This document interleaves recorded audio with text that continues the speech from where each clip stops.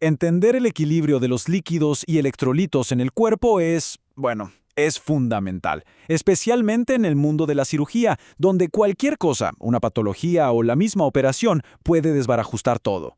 Así que en esta guía vamos a meternos de lleno en los desbalances más comunes y su consecuencia más temida, el shock hipovolémico. Ok, esta es nuestra hoja de ruta. Primero, vamos a entender por qué podemos pensar en el cuerpo como si fuera una solución. Después, veremos las reglas que mantienen todo en equilibrio. Luego, nos vamos a meter con los problemas del sodio y el potasio, para terminar en el cuadro más grave de todos, la falla sistémica del shock hipovolémico.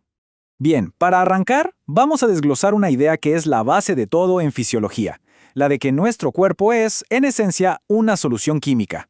Y esta frase es el punto de partida. Piénsenlo así, somos una solución donde el agua es el solvente y un montón de iones y moléculas son los solutos. Absolutamente todo lo que hacemos depende del balance delicadísimo dentro de esta sopa biológica. A ver, entre el 40 y el 60% de nuestro peso es agua.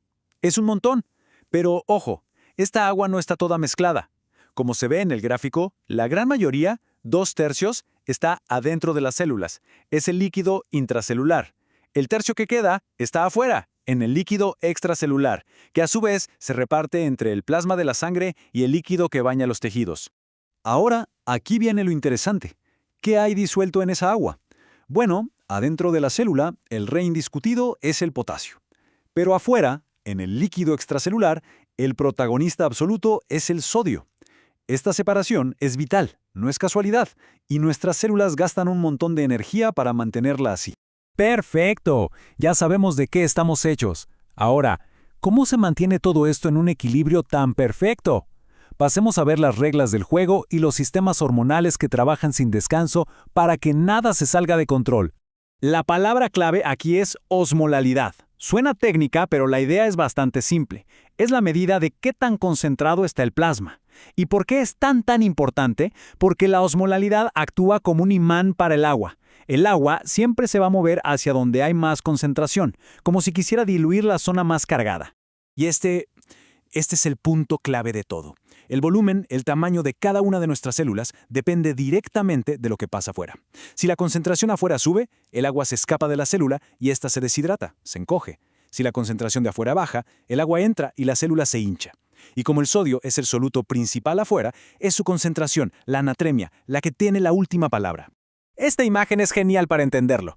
Un glóbulo rojo en una solución hipertónica, o sea, muy concentrada, pierde agua y se arruga todo, parece una pasa. En una solución hipotónica, muy diluida, se hincha de agua y hasta puede explotar.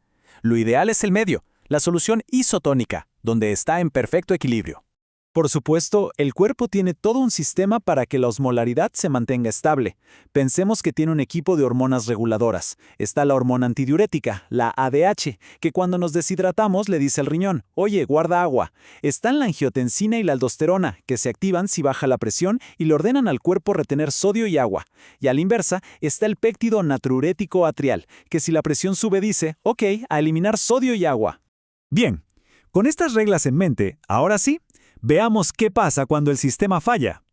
Y vamos a empezar con el sodio, porque sus alteraciones son el trastorno hidroelectrolítico más frecuente en la práctica clínica. Básicamente, los problemas son dos. O tenemos hiponatremia, que es un sodio bajo, y eso casi siempre se debe a que hay un exceso de agua en relación al sodio, lo que hace que las células se hinchen. O tenemos hipernatremia, un sodio alto, que es por falta de agua y causa deshidratación celular. Para diagnosticar la causa de una hiponatremia, se sigue un mapa como este. Lo primero es medir la osmolaridad para confirmar que es una hiponatremia real. Después, el algoritmo nos ayuda a diferenciar si el problema es por dilución, o sea, demasiada agua, o por depresión, es decir, porque se perdió sodio. En el contexto quirúrgico, esta última es clave. Hay que pensar siempre en las pérdidas digestivas, como vómitos o la aspiración de una sonda nasogástrica. Los síntomas de la hiponatremia son, sobre todo, neurológicos. Como las neuronas se hinchan, puede haber desde dolor de cabeza hasta convulsiones. El tratamiento tiene una regla de oro que hay que grabarse a fuego. Se corrige el sodio de forma lenta. Una corrección muy rápida es peligrosísima. Se administra sodio y si el problema es el exceso de agua, se restringen los líquidos. En la hipernatremia, los síntomas son de deshidratación. una sed terrible, la boca seca. Y de nuevo, alteraciones neurológicas, porque las neuronas se están deshidratando. El tratamiento es reponer el agua que falta y, una vez más, la palabra clave es lenta. Hay que hacerlo de a poco en 24 o 48 horas para no dañar el cerebro. Muy bien, dejemos el sodio un momento y hablemos del potasio, el catión principal dentro de la célula. Si el sodio controla el volumen, el potasio es como el guardián de la excitabilidad de nuestros músculos y, lo más importante, de nuestro corazón. Y de nuevo, tenemos las dos caras de la moneda. Si hay muy poco potasio, hipopotasemia, los músculos se ponen débiles, les cuesta contraerse. Pero si hay demasiado potasio, hiperpotasemia, los músculos se vuelven irritables y eso es extremadamente peligroso para el corazón. Puede causar arritmias letales. Las causas de potasio bajo en cirugía son muy comunes. Pérdidas digestivas por vómitos o diarrea. Clínicamente se ve como debilidad muscular. Un signo clásico que hay que buscar es el ilio postoperatorio, cuando el intestino se paraliza. Y en el electrocardiograma vamos a ver cambios muy típicos, como que la onda T se aplana y aparece una onda U. El potasio alto suele ser por un fallo de los riñones o porque el potasio se escapa de las células, como pasa en la acidosis. Y aunque también puede dar debilidad muscular, el peligro número uno es el corazón. El riesgo de un paro cardíaco es real. En el electro, la señal de alarma es una onda T alta y puntiaguda, picuda, y un complejo QRS que se ensancha. Ok, ahora vamos a escalar el problema. ¿Qué pasa cuando la pérdida de fluidos es tan grande, tan masiva, que todo el sistema circulatorio empieza a fallar? Bueno, ahí entramos en el terreno del shock hipovolémico. La definición de shock es muy clara. Es un estado en el que la circulación ya no puede entregar suficiente oxígeno y nutrientes a los tejidos para que funcionen. Es una emergencia médica con todas las letras. Esta tabla es como ver el desastre en cámara lenta. Con menos del 15% de pérdida de sangre, el cuerpo compensa y casi ni nos damos cuenta.